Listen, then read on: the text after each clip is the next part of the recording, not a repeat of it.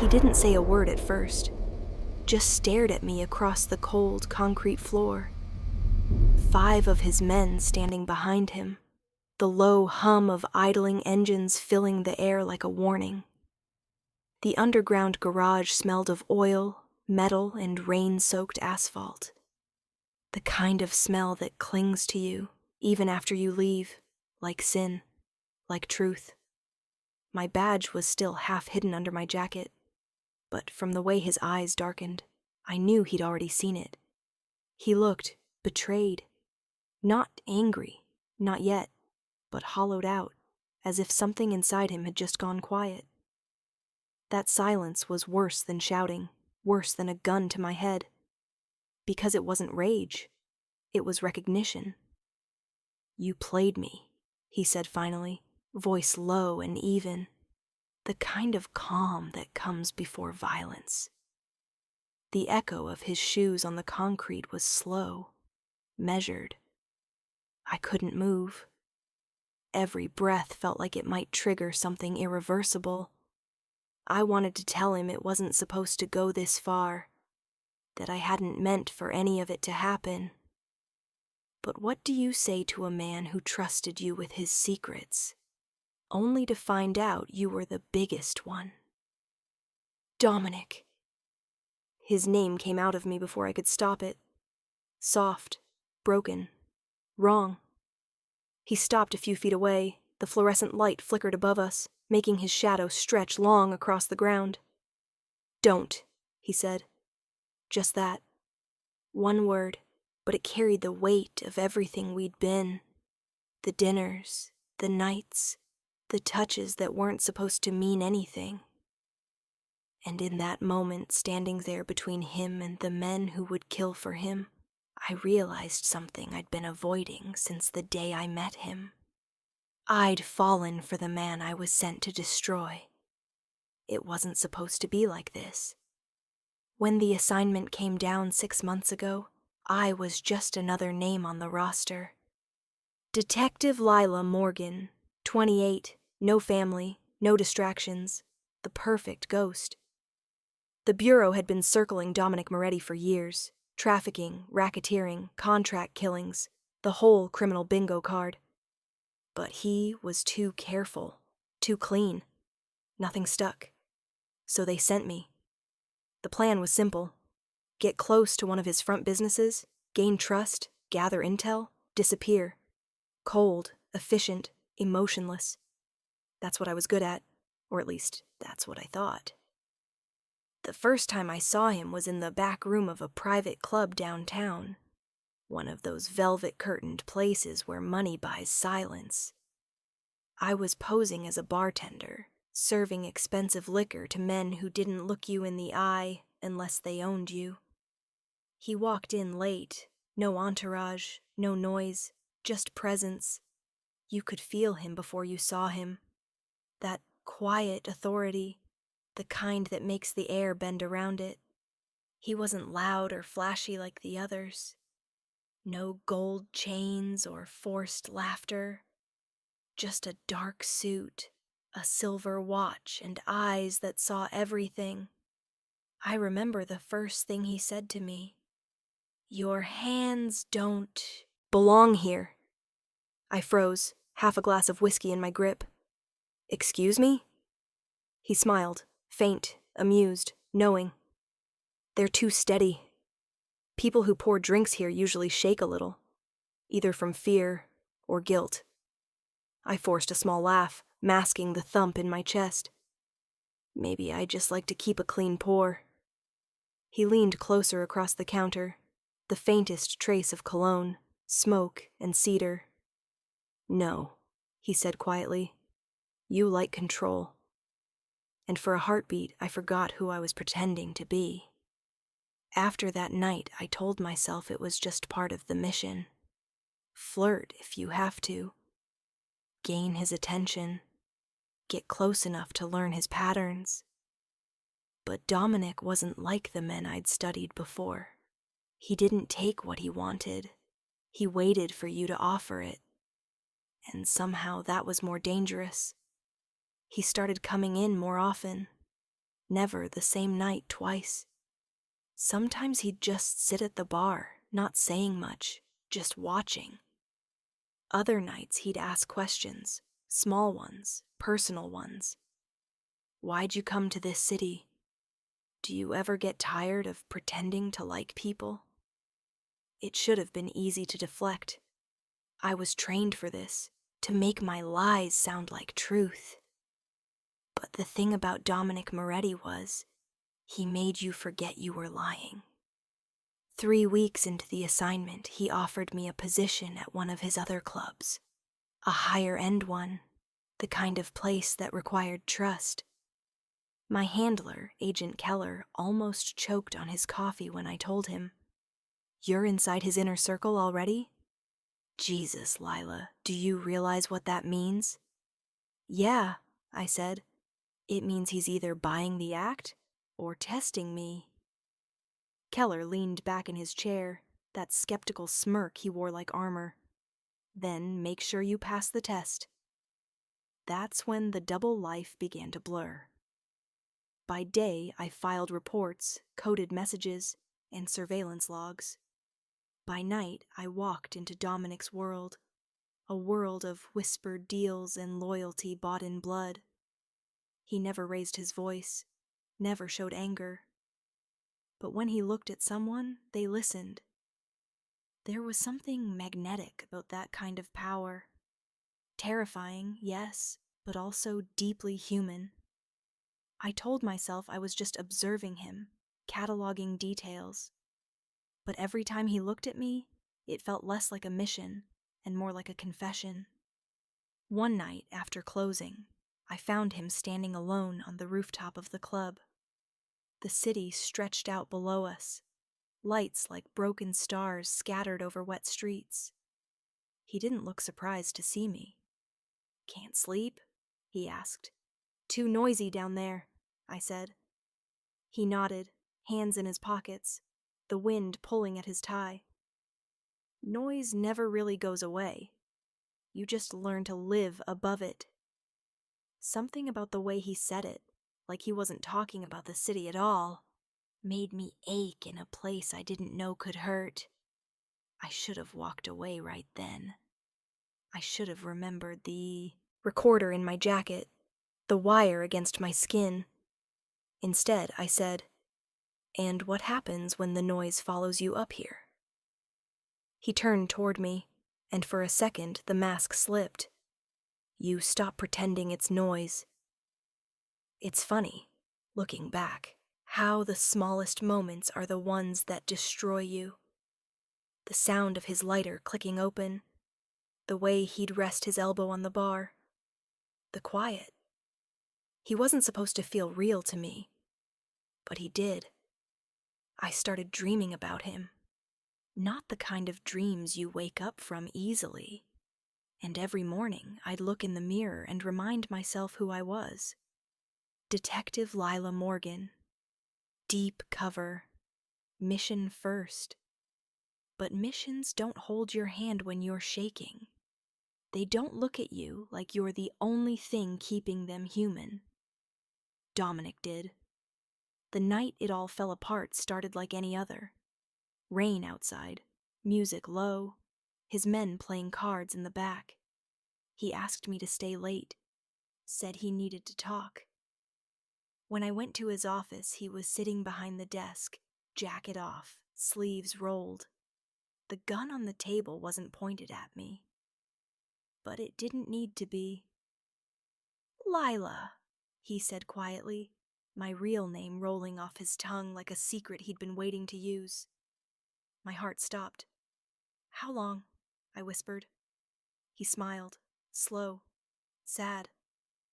"Long enough to know you didn't want to lie to me anymore." That's when I saw it, my badge, lying next to the gun. He'd known. He'd always known. Now here we were. The garage, the silence, the weight of everything between us. He took a step closer, voice low, dangerous. "Tell me something, Detective. When you touched me, was that part of the job too?" I swallowed hard, the truth burning at the back of my throat. "I don't know anymore." He stared at me for a long time, something breaking in his eyes. Then he whispered, almost to himself, "Neither do I." And somewhere above us, a car door slammed, his men shifting, waiting for a signal. But he didn't give one. He just looked at me, silent, torn between rage and something he couldn't kill. The mission was over. But whatever this was between us, his men didn't move. Wasn't. Not yet. They waited for his cue, every muscle in the room strung tight as wire. Dominic still hadn't taken his eyes off me. The silence was suffocating. You could feel the weight of it pressing against your lungs. Finally, he exhaled. "Get out," he said to his men. They hesitated. Confusion flickered across their faces. One of them, a tall guy with a scar down his jaw, shifted like he wanted to argue. Dominic turned his head slightly, and that was enough. They left without another word. The sound of their footsteps faded up the ramp, swallowed by the low hum of the city. And just like that, it was only us. The garage felt cavernous now, all concrete and echo, and the faint drip of water from a leaking pipe. My hands were trembling, but I kept them low, steady. Years of training reminding me not to show fear. He leaned against the hood of his car, jaw tight, arms folded. The sharp lines of his face softened for just a second, as if something inside him was cracking open. "You should have told me," he said. I almost laughed, bitter and broken. "Told you what? That I'm the reason the FBI's been one step behind you for 6 months? That every time I touched your hand I was wearing a wire?" His eyes darkened. "You think I didn't know?" That stopped me cold.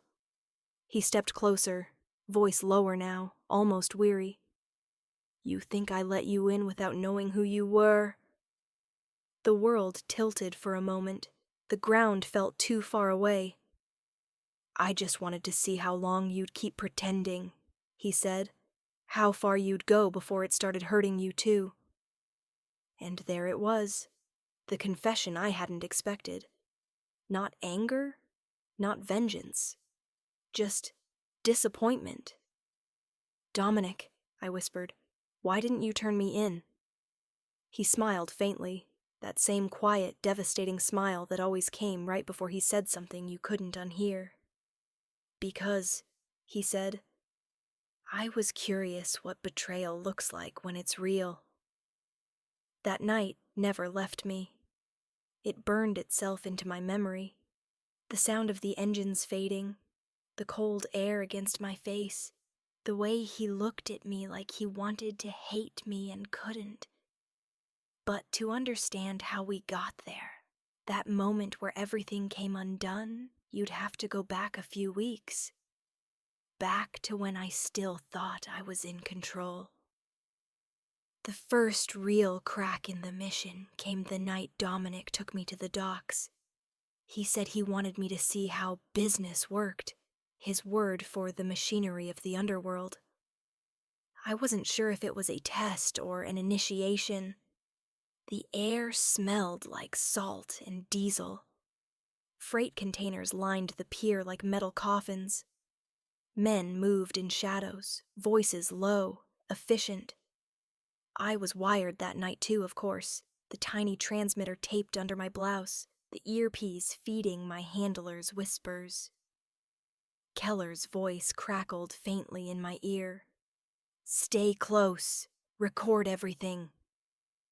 Dominic was giving orders to a foreman, calm, precise, the kind of command that made men obey without question. Then his gaze shifted, caught me watching. "You're quiet," he said. "Just observing." He nodded, stepping closer. "That's what I liked about you. You don't fill the silence. You listen." I forced a small smile, but my pulse was pounding. I knew Keller was recording every word. Dominic gestured toward one of the containers. "You want to know how a man keeps a city in line?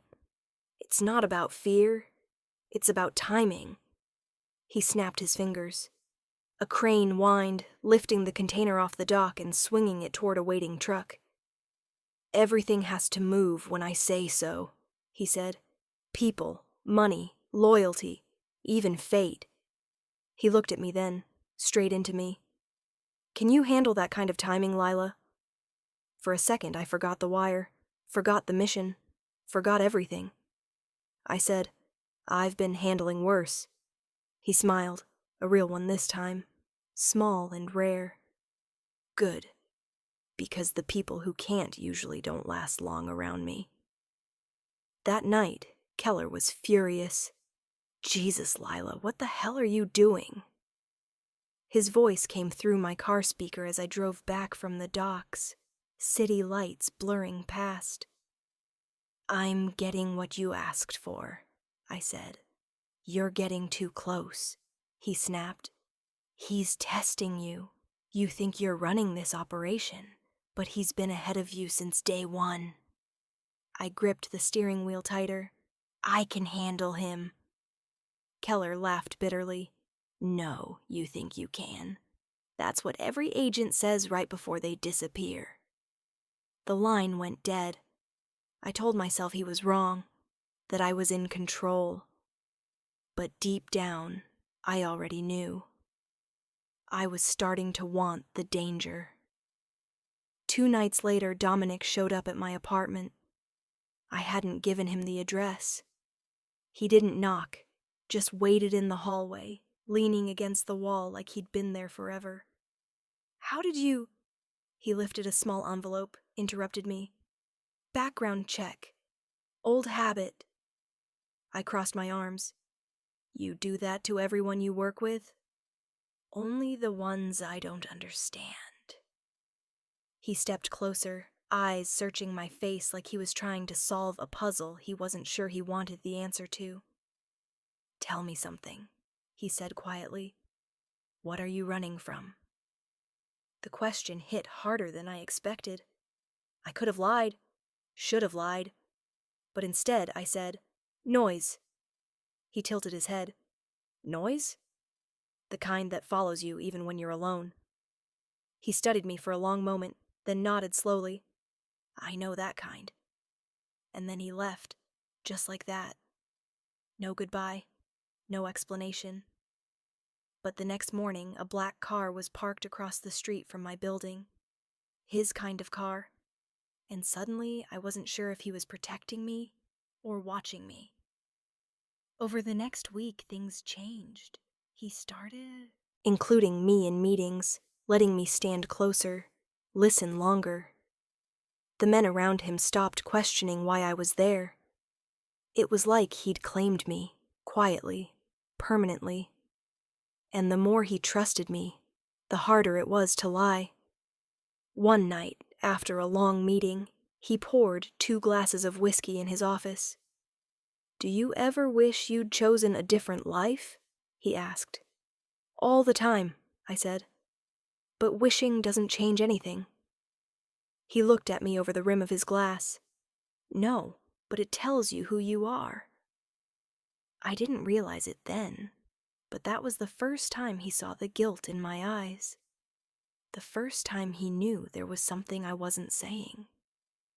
Back in the present, that underground garage, the silence between us hung like a noose. He still hadn't moved. His men were gone, but the danger hadn't left. He said quietly, almost to himself, "I should have known it was too perfect. You, showing up when you did, saying all the right things." "Dominic, please!" He cut me off with a sharp shake of his head. "Don't beg. Not you." I felt something break inside me, a soundless, invisible crack that wouldn't heal. He turned away, walked toward his car, then stopped halfway. When he spoke again, his voice was low, frayed. "Leave the city, Lila. Tonight. If I see you again." He didn't finish the sentence. He didn't have to. The engine roared to life, headlights flooding the garage with harsh white light. And as he drove past, I caught one last look. the ghost of what we'd been reflected in his eyes before he disappeared into the dark.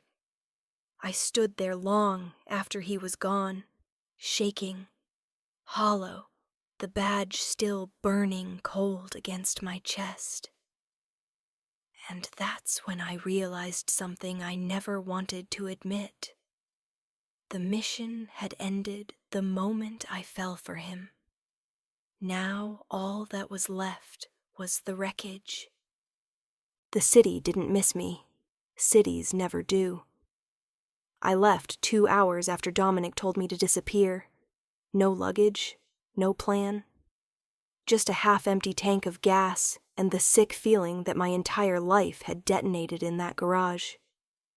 By dawn, I was 2 states away, some nameless town off the highway, where the fog hung low and the air smelled like pine and diesel.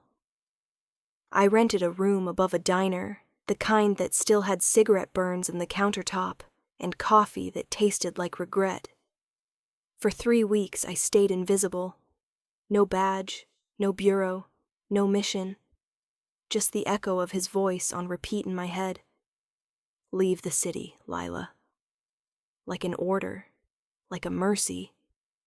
Every night I'd sit by the window with the curtains half drawn and watch headlights sweep past on the wet asphalt, wondering if one of those cars carried his men. I wanted to believe he'd let me go, but I knew Dominic Moretti better than that. He wasn't the kind of man who left loose ends. The bureau called 3 times in the first week. I didn't answer. Then Keller showed up. I heard the knock before I saw him. Sharp, impatient, cop knock.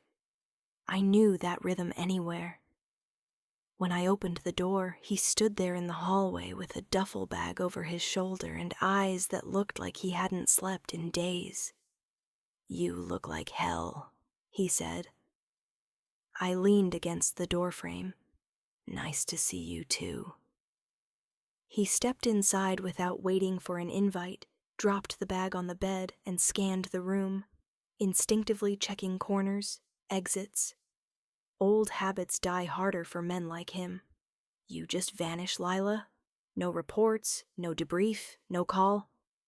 "I needed time." "Time?" He laughed bitterly.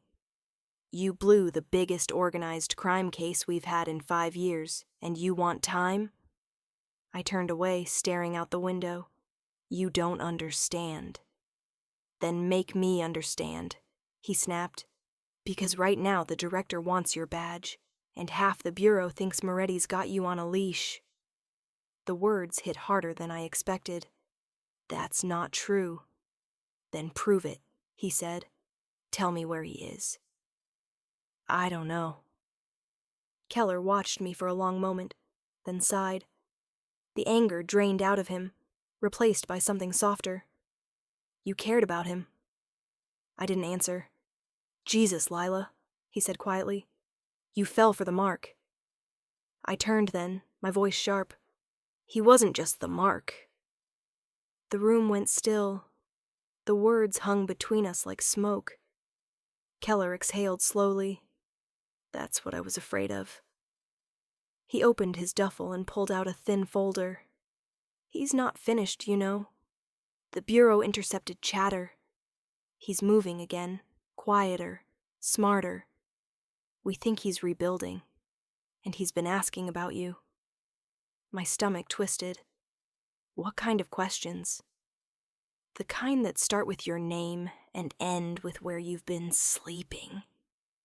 I felt the blood drain from my face. Keller studied me. "If he finds you, Lila, you won't get another warning."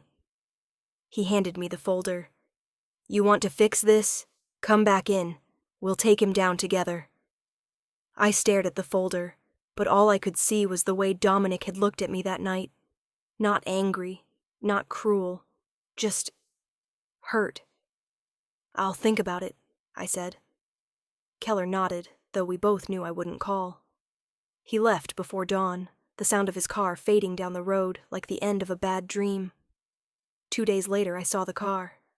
Black sedan, Tinted windows, parked across from the diner. At first, I told myself it was coincidence. Then I noticed it again the next morning. Same spot, same silence. By the third day, I couldn't ignore it.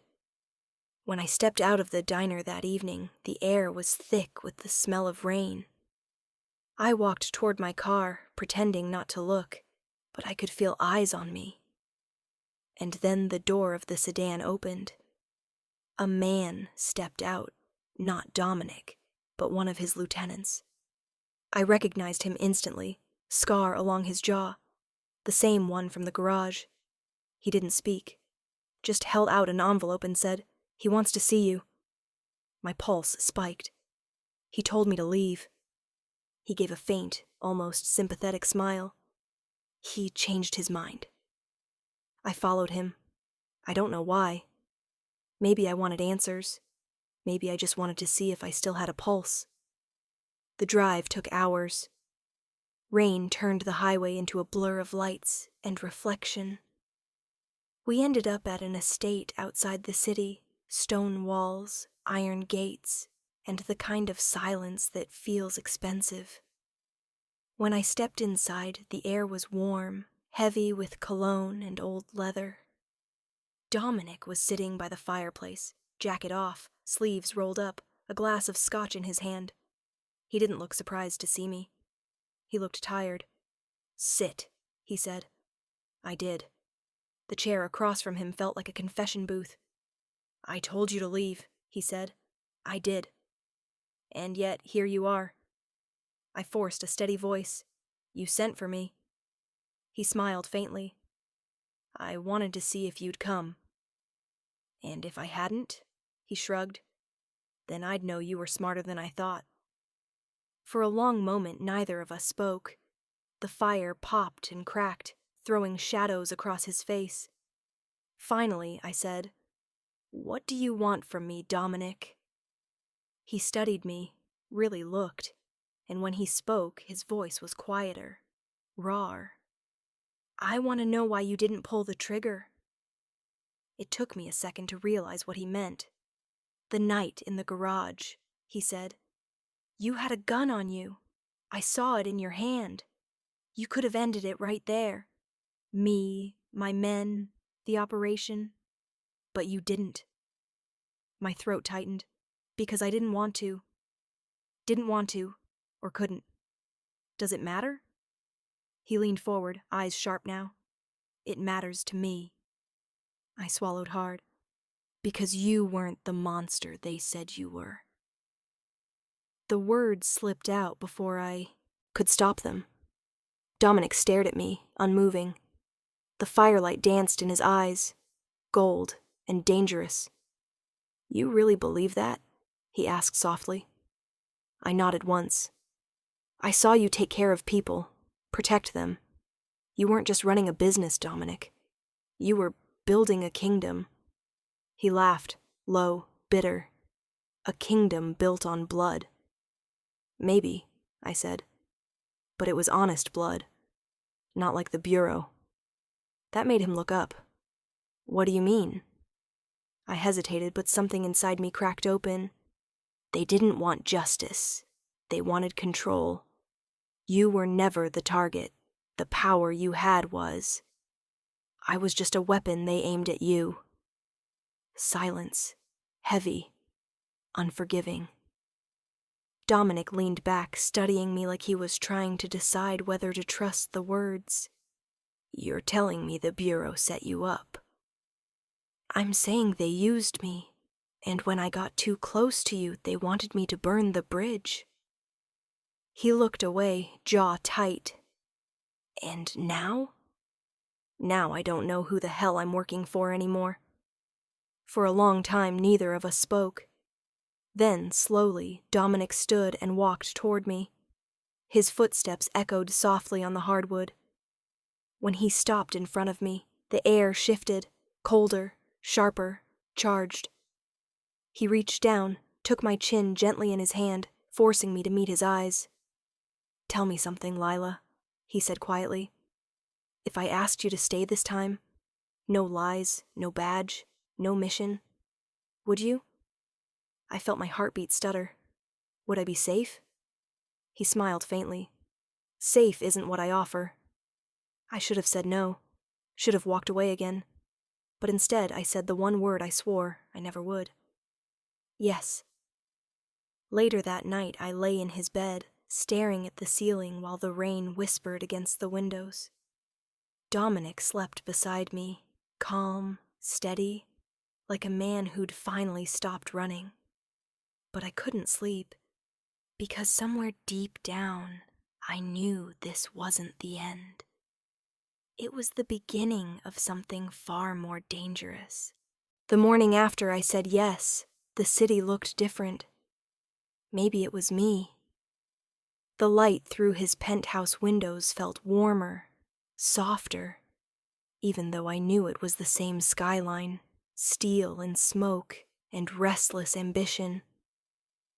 But for the first time in months, I didn't wake to the sound of orders barking through an earpiece or a dossier sliding under my door.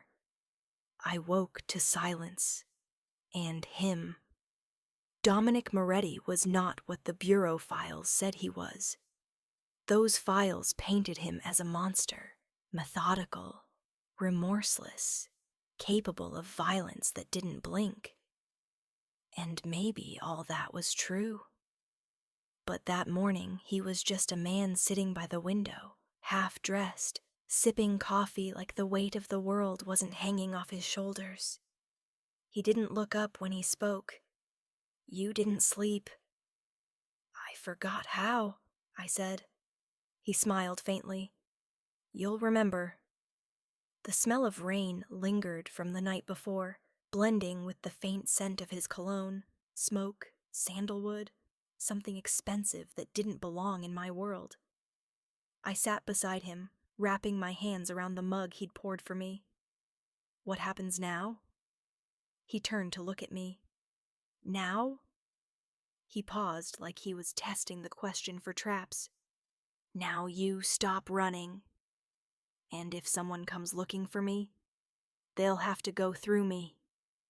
He said it so simply, not as a promise, but as fact. And for the first time since that garage, I believed him. The days blurred into something I couldn't define. Not safety, not captivity. Something in between. Dominic's world wasn't made for peace.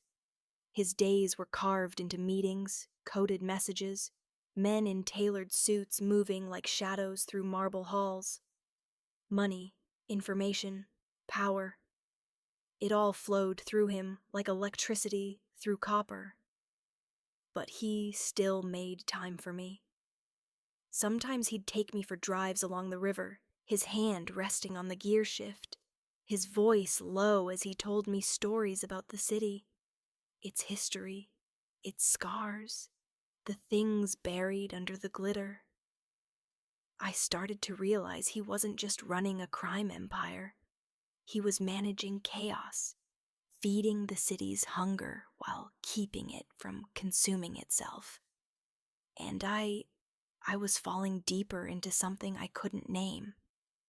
Every night I told myself it was still part of the job, that I was gathering intel, keeping him close.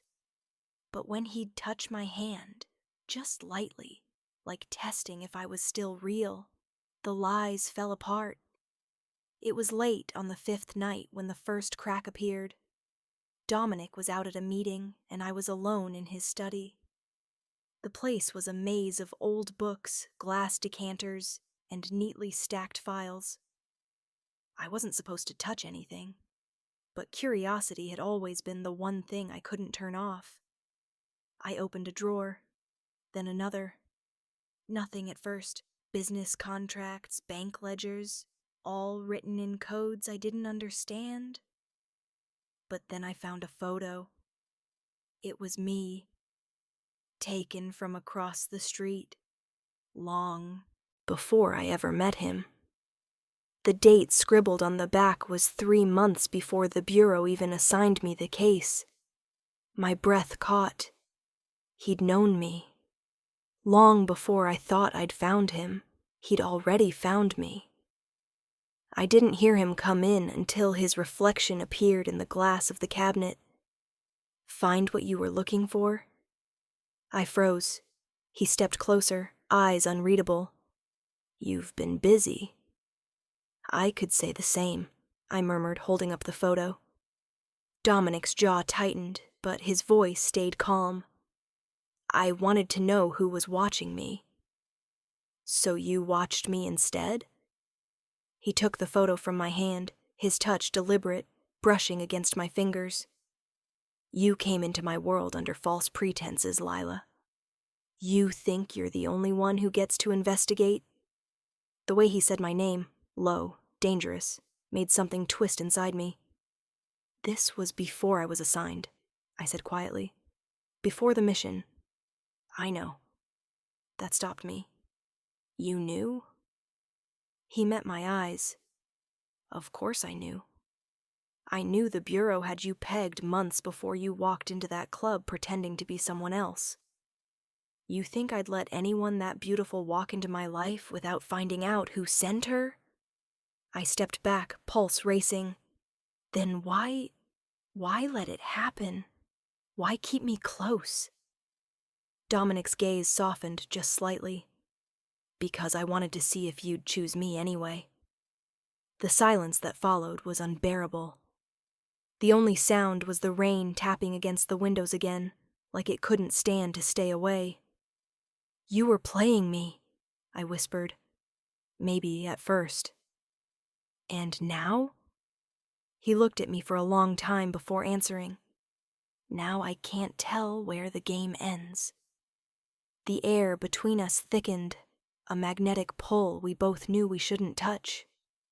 But gravity doesn't ask for permission. When his hand reached for mine, I didn't stop him. Later, when the world outside had quieted and the night had gone still, I lay in his bed again, staring at the faint scar that cut across his shoulder. "What happened there?" I asked softly. He smiled without humor. "A mistake.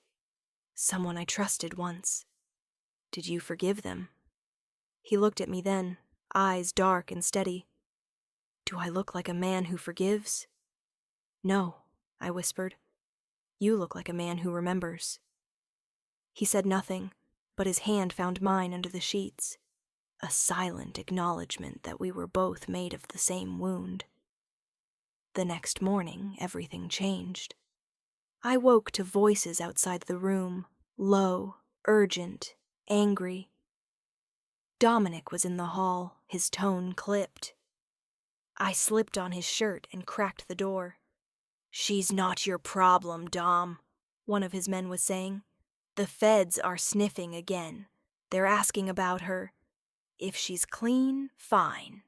But if she's not," Dominic cut him off, "she's off limits." "With respect, boss, we can't." "Off limits." The silence that followed was absolute. Then, footsteps. The sound of men retreating. Dominic didn't move for a while. When he finally turned toward me, his eyes found mine instantly, like he'd known I was there all along. "Pack a bag," he said quietly. "Why?" "We're leaving the city." "Dominic." "No arguments, Lila. Someone tipped the Bureau. I won't let them take you." The words hit like a gunshot. "You think it's Keller?" Could be anyone. Doesn't matter." He crossed the distance between us, his hand brushing my cheek. "You said you didn't know who you were working for anymore. Maybe it's time you decide." We left before dawn. The city lights bled behind us, fading into gray as the highway opened ahead.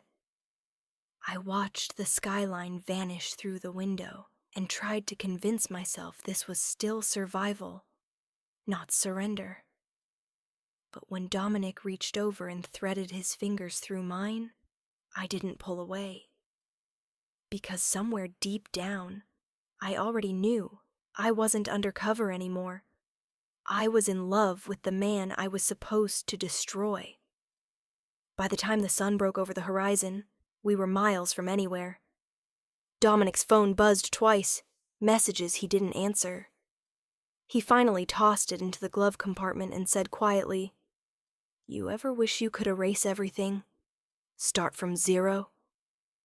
"Every day," he smiled faintly. "Then maybe this is our chance." But something in his tone didn't sound like hope. It sounded like goodbye. We stopped at a safe house in the woods, secluded, quiet, too peaceful to trust. Dominic disappeared into a back room, leaving me alone with my thoughts and a gnawing sense that the world was shifting again. When he finally returned, his expression had changed. He looked resolved. "What's wrong?" I asked. He hesitated. "I need to take care of something. You stay here.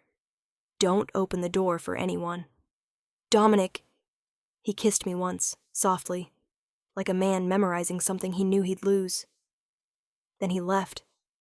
Hours passed. Rain started again, drumming against the roof. I tried to distract myself, pacing, making coffee, counting the minutes. But the silence pressed too hard.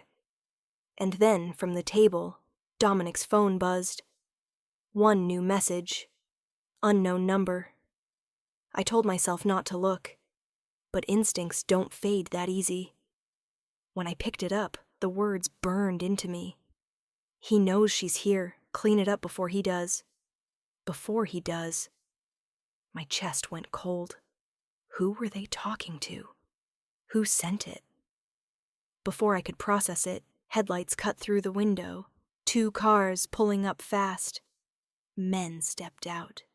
Not Dominic's. Bureau. And standing in front of them, holding a badge, was Keller. He didn't come to see me for 3 days. 3 days of silence that felt like a sentence handed down from God himself. When you fall for a man like him, silence is worse than violence. It's not the sound of a gun cocking that kills you. It's the waiting, the wondering if you'll ever hear his voice again. I spent those 3 days pacing my apartment like a ghost in someone else's life. My phone stayed on the table, screen down, like a wound I couldn't look at. Every sound outside, a car door slamming, footsteps in the hall, made my pulse spike. By the 4th night, I cracked. I went to one of his clubs, the one by the waterfront, where the neon lights buzzed through the fog like broken halos. I knew I shouldn't. My cover was already paper thin, and every minute I lingered around him, the truth crept closer to the surface. But I needed to see him, to feel something, to remind myself that what I felt wasn't all a lie. When I walked in, the music stopped. Not entirely, the bass still pulsed, but softer, as if the room itself was watching. His men noticed me first. Their eyes tracked me the way wolves track the scent of something that doesn't belong in the woods. Then I saw him, sitting in a booth at the back, a drink in one hand, cigarette in the other, smoke curling around his face like something sacred and dangerous. Luca Moretti. The man I was supposed to destroy. He didn't look up right away. Didn't even pretend to be surprised I was there. That hurt more than I expected. When he finally did glance up, his eyes were darker than I remembered. He looked at me like someone looking at a painting they used to love, but couldn't hang on their wall anymore. "You shouldn't be here," he said. "I know." "Then why are you?"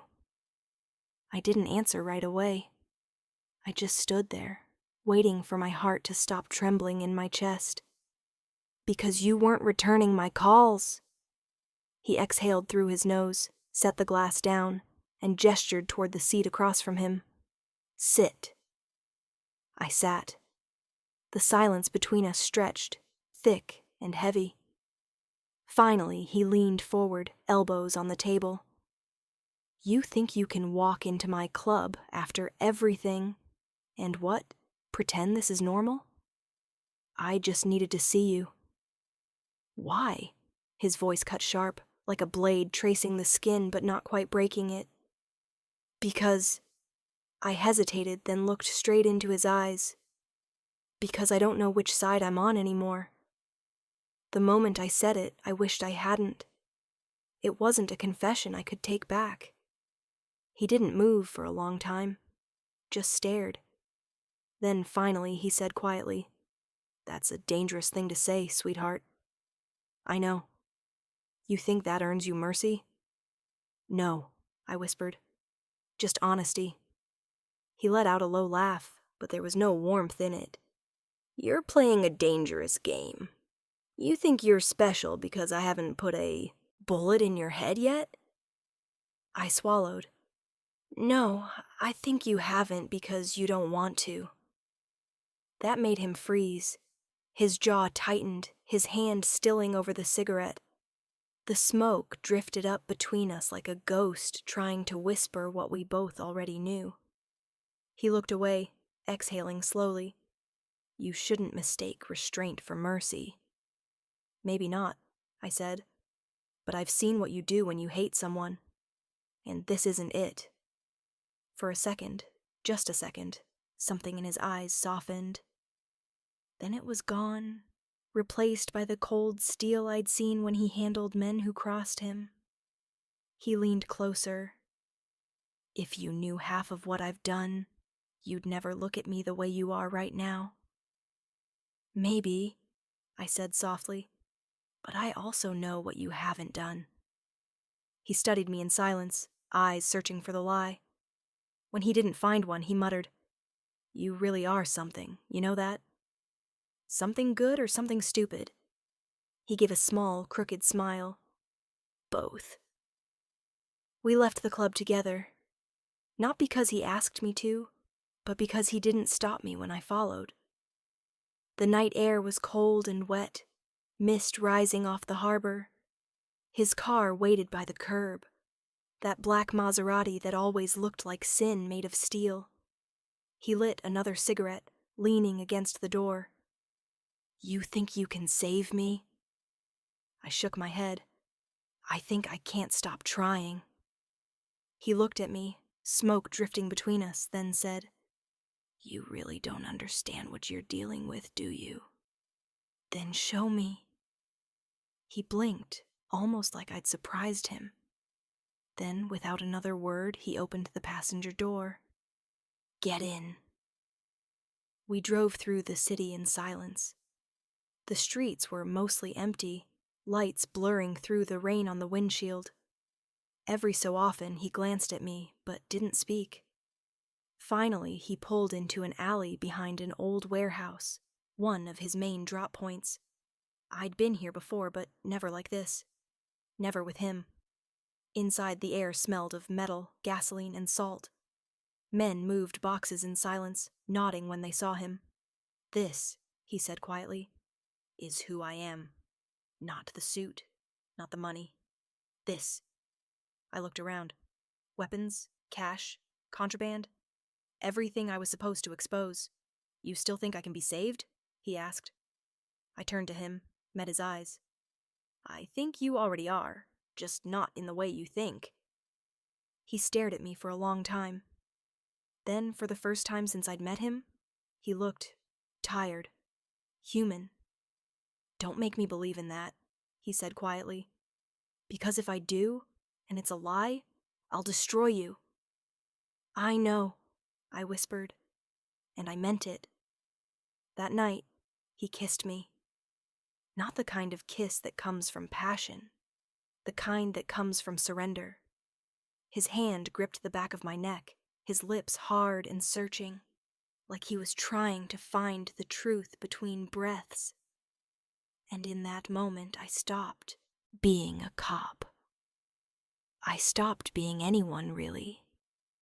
I was just a woman standing in the dark with the man she was supposed to betray, knowing that when morning came, one of us would have to pay for what we'd just done.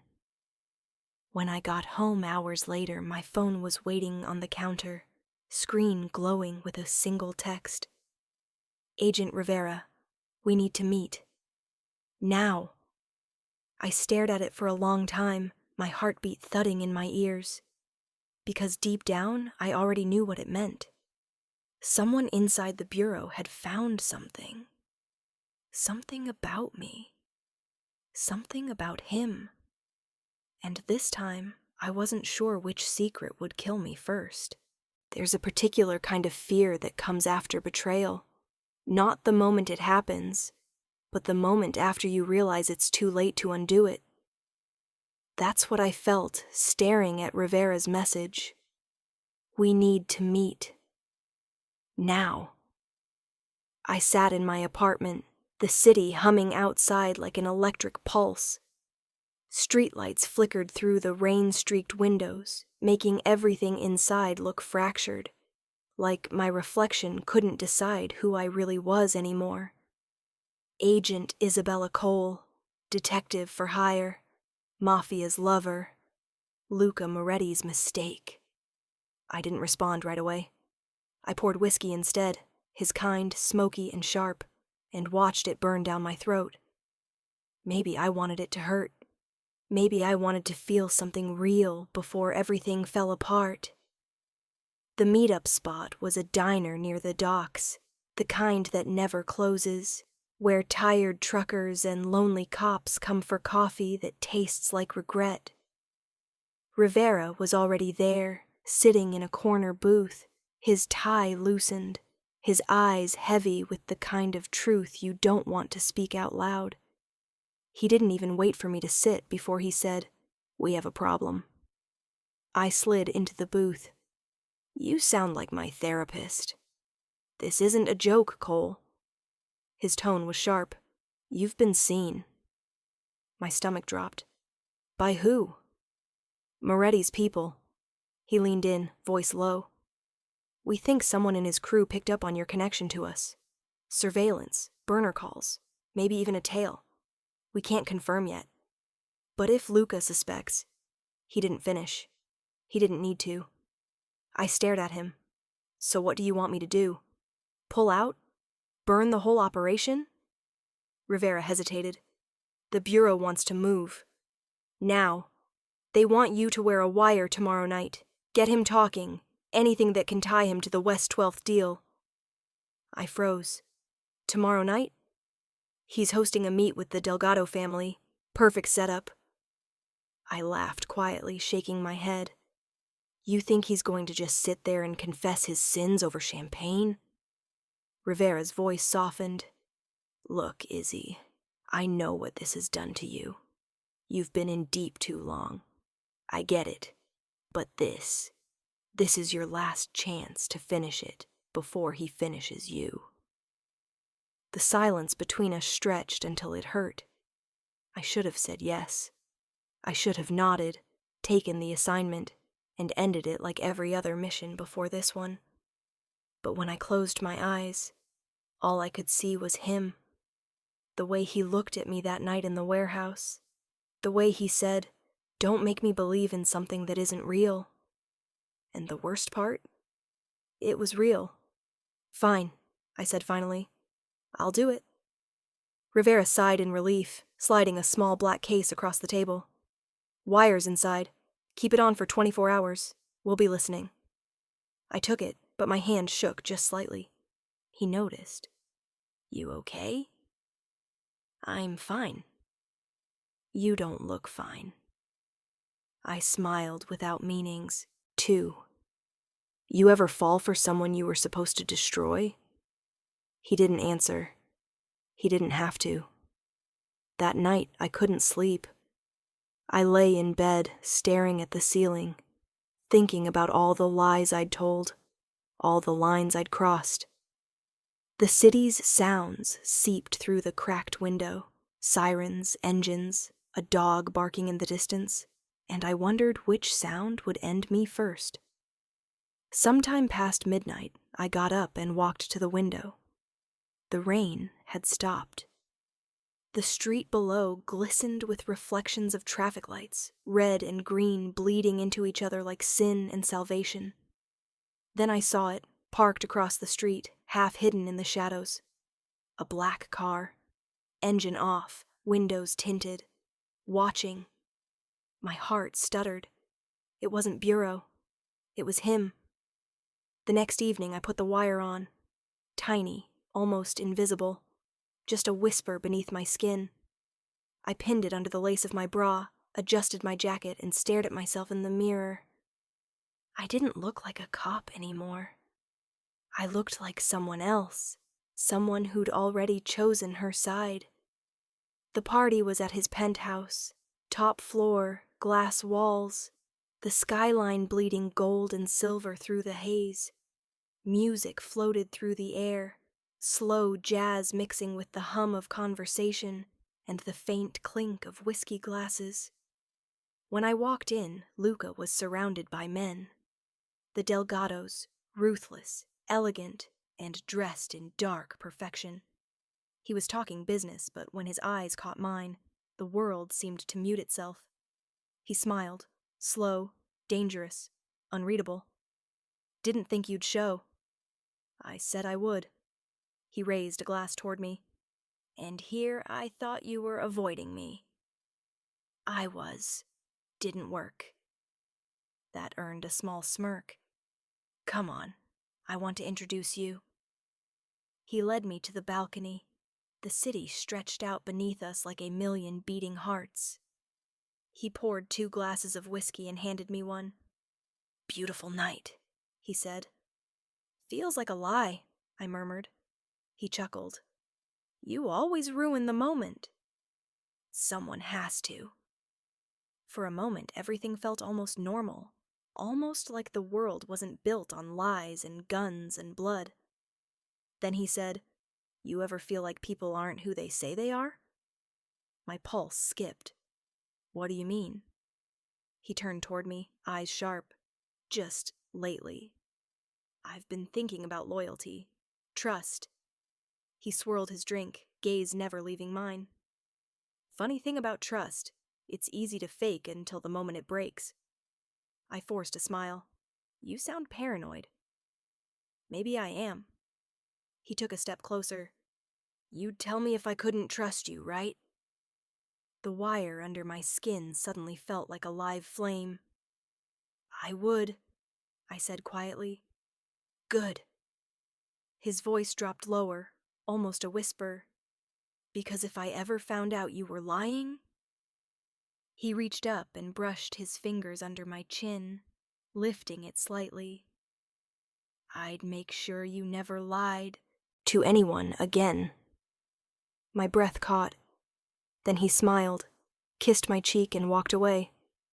For the rest of the night, I moved through the party like a ghost, half listening, half breathing. Every sound felt amplified, laughter, glasses clinking, my heartbeat thudding under the wire. Then I caught something, a name spoken near the bar. Rivera. I froze. One of Luca's men was talking quietly on a phone. "Yeah, the Bureau's guy, Rivera.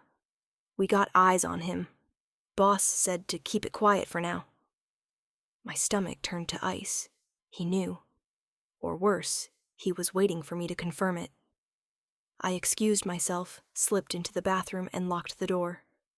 My reflection looked foreign, pale, wide-eyed, trembling. I pulled the wire off. My hands shook so hard it almost fell into the sink. I wanted to call Rivera, warn him, tell him to run. But then I realized something else. If Luca was testing me, if he was already listening, any call, any message, would be the end. I stood there for a long time, the sound of the city muffled behind the walls. Then I flushed the wire down the toilet. And when I walked back out, Luca was waiting in the hallway. He looked calm. Too calm. "You okay?" he asked softly. "I'm fine." He smiled faintly, tilting his head. "Good, because I think we need to talk." He opened the door to his private study. The lights inside were low, the air heavy with cigar smoke. And when I stepped in, I saw 2 of his men already there, blocking the exit. Luca closed the door behind me. Then, in that quiet, velvet tone that always sounded like danger disguised as affection, he said, "Tell me, sweetheart, what does the Bureau know about me?" For a second, I couldn't breathe. The air in that room was too still, too heavy, like even the walls were holding their breath, waiting to see what would happen next. Luca leaned against the edge of his desk, sleeves rolled up, the faint scar on his wrist catching the low light. His men stood behind me, silent shadows with guns holstered but ready. He didn't raise his voice. He didn't have to. It was the calm before execution. "Let's start again," he said softly. "What does the Bureau know about me?" I forced myself to stay still. My throat was dry. My pulse was too loud. "I don't know what you're talking about." He gave a faint, humorless smile. "You know, that's the same tone people use right before they confess. Measured. Flat. Trying too hard not to sound scared." "I'm not scared," I lied. He stood, walking toward me slowly, one deliberate step at a time. The scent of smoke and cologne lingered in the air, familiar enough to hurt. "I wanted to believe that," he said. "I really did. But then I saw something that changed my mind." He reached for the drawer, pulled out something small, metallic, glinting faintly under the light. The wire. He set it on the table between us like a blade. "Found this in the bathroom drain." My heart sank so hard it felt like it hit the floor. He stepped closer, close enough that I could see the tiny tremor in his jaw, the kind that came when anger and heartbreak collided. "Tell me the truth, Isabella." His voice dropped, almost gentle now, too gentle. "Who sent you?" "I can explain." "Then explain." I opened my mouth, but what came out wasn't strategy or defense. It was just raw, desperate honesty. "It started before I ever met you," I said. "The Bureau was already tracking your family. I was assigned to infiltrate your operation. That's all it was supposed to be. A mission. I didn't know you then." He didn't blink. "And now?" "Now," my voice cracked. "Now I wish I didn't." He laughed, low, bitter. "You wish you didn't know me?" "No. I wish I didn't care." That stopped him for a moment. His eyes flicked toward me, searching, measuring whether the words were real or another weapon. "You care," he said quietly. "After everything?" I swallowed. "You think I planned that? You think I wanted to fall for someone I was trained to destroy?" He looked away, exhaling through his nose. "You're good, Isabella. I'll give you that. You almost made me forget what I am." He turned his back to me, staring out the window at the city lights. "The Bureau must have loved that. Their little spy sleeping with the enemy." I stepped forward, voice shaking. "Don't do that. Don't turn this into something it's not. I never—" He spun around. "Don't what? Don't tell the truth? Don't admit you lied every time you said my name like it meant something?" The sound of his voice broke something in me. "I didn't lie about that," I said. "Not once." Silence, the kind that stretches until it bleeds. Finally he spoke, quieter this time. "You could have run. You could have warned me. But instead, you showed up here tonight wearing a wire." "I had no choice. You always have a choice." He walked closer again, until there were just inches between us. "Tell me, sweetheart, what were you planning to do after? Arrest me? Watch them drag me away while you pretended you weren't part of it?" "No," I whispered. "Then what?" "I was going to protect you." He froze. Protect me? Yes. The tears came before I could stop them. Rivera, my handler, they were planning to take you out, not arrest you. A setup. No trial, no deals, just gone. I couldn't let that happen. He stared at me for a long time, and in that stare, I saw every piece of the man beneath the legend. The bruises, the ghosts, the tiredness he hid behind control. Finally, he asked, "Why should I believe you?" "Because if I was lying, you'd already be dead." His jaw tightened. "And if you're not lying, then I am." That hit him, just for a flicker, like he didn't know whether to kill me or kiss me. He stepped back, rubbing his hand over his face. "You're insane," he muttered. "Maybe." He turned toward his men. "Leave us." They hesitated, then left, the door clicking shut behind them. Now it was just the two of us. The silence was a living thing, thick enough to choke on. Finally, he said, "I could kill you right now." I nodded. "I know." "And you wouldn't even fight?" "I've been fighting since the day I met you. You just didn't notice." He stared at me, not with anger this time, but something colder, sadder. "You broke something in me," he said. "Something I didn't think I had left to break." "Then you understand what you did to me." We just stood there, breathing, bleeding in silence neither of us could fill. He finally reached for a cigarette, lit it, and sat behind his desk. "You're going to disappear. Tonight. If I ever see you again, I won't stop myself next time." I swallowed hard. "You're letting me go?" "I'm not letting you go."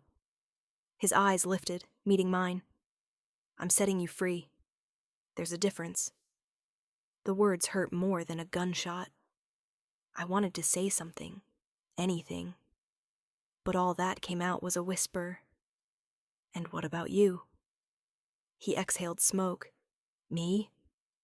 I'll go back to being what I was before you.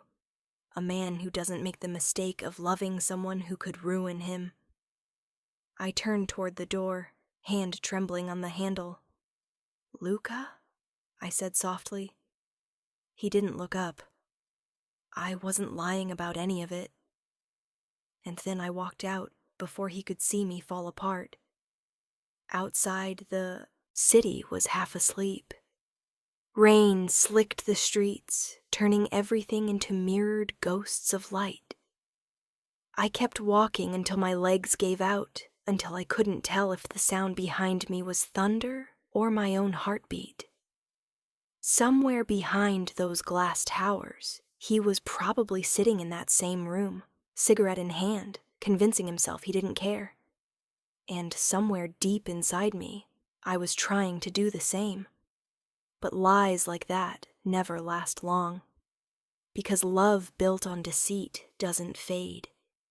It rots.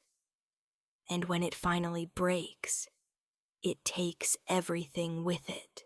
It had been 3 weeks since the night he let me walk away. 3 weeks of silence. 3 weeks of waking up to the echo of his voice in my head. 3 weeks of wondering if the next knock on my door would be the bureau, or him. The city felt different now. Every sound was sharper, every shadow heavier. Even the rain seemed to fall slower, like it was watching me too. I told myself I'd moved on, that I'd done what I had to. But there are some lies that cling to you long after you stop believing them. I was still his, even if he didn't want me anymore. The bureau debrief room was cold enough to make my fingers ache. Rivera sat across from me, pen tapping against the metal table. "You disappeared," he said flatly. "I needed time." "Time for what? To mourn your assignment?" I looked at him. "To remember what I am." He studied me for a long moment. "You fell for him." "No," I said, but even I heard how hollow it sounded. He smirked. "You always had a soft spot for your targets." I leaned forward. He wasn't supposed to be one. Rivera dropped the file onto the table, Luca's face staring up from a grainy surveillance photo. You had a wire. You had proximity. You could have ended this. I stared at the image, the cut of his jaw, the watch on his wrist, the shadows in his eyes. You think it's that simple? I asked quietly. It was your job. I stood, voice trembling now. My job stopped being simple the moment he looked at me like I wasn't the enemy. Rivera sighed, pushing back his chair. You're done, Isabella. Turn in your badge. I froze. What? You compromised the mission. We'll clean this up without you. He started for the door, but then turned back with a cruel kind of smirk. We know where he is. It's only a matter of time. That's when I knew they were planning to kill him. And maybe that was justice. Maybe that was the consequence of everything he'd done. But my heart didn't care about justice anymore. It only cared that he'd die thinking I betrayed him. I left before sunrise. No gun, no badge, just the same black jacket I wore the night I met him. The streets were half empty, the world quiet in that fragile hour between night and morning. I drove without thinking, following the kind of instinct that only comes from obsession. His mansion sat behind tall iron gates on the edge of the city. Guards at the front, tinted SUVs lined up like soldiers. But something felt wrong. Too quiet. Too still. I cut the headlights, slipped through the side entrance I'd memorized weeks ago. The air smelled like gasoline and gunpowder. Then I heard it, the muffled pop of silenced shots. 2, then 3. My stomach turned cold. By the time I reached the hall, there were bodies. Men I recognized. His men. Blood streaked across the marble. And then I saw him. Luca stood near the staircase, gun in hand. Shirt torn, blood at the corner of his mouth.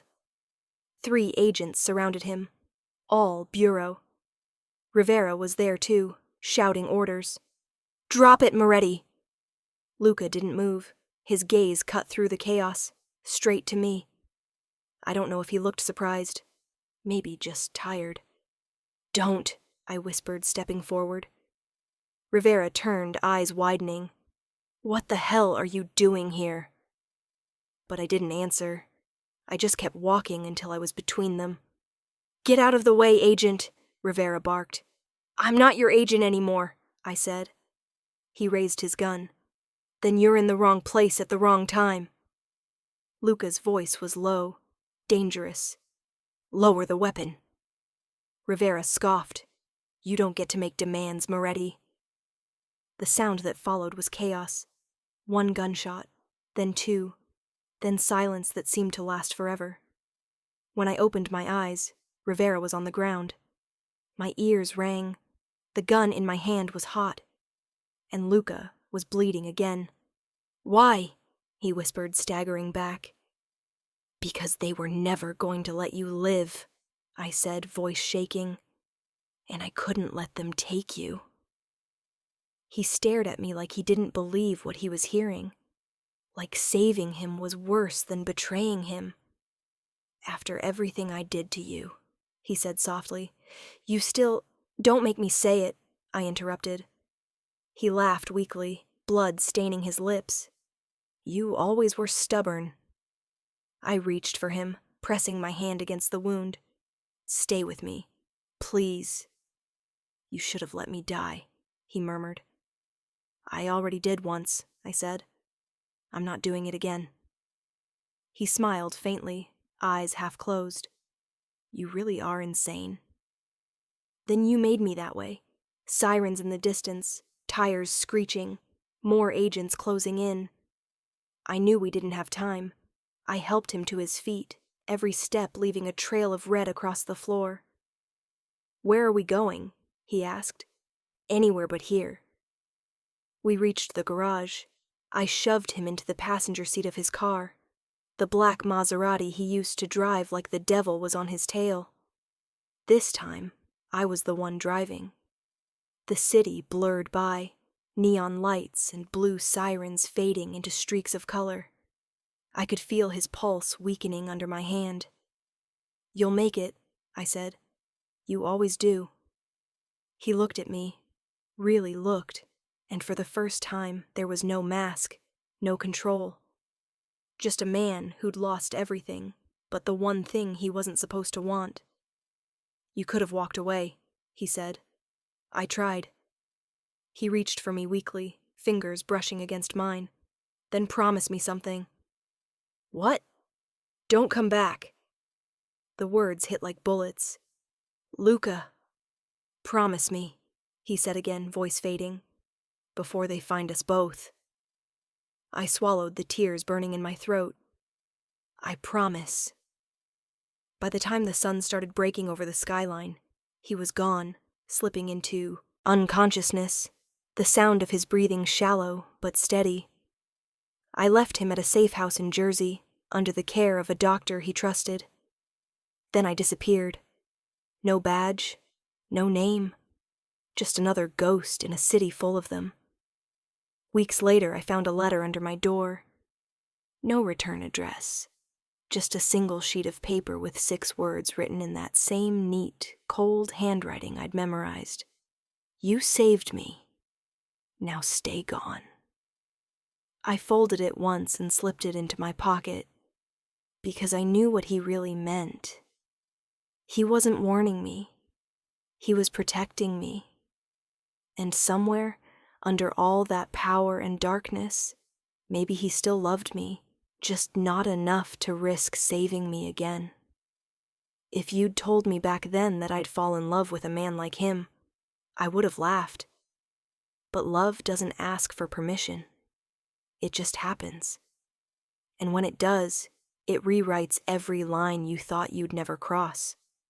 He was the enemy, and he became my reason. That's what they'll never understand.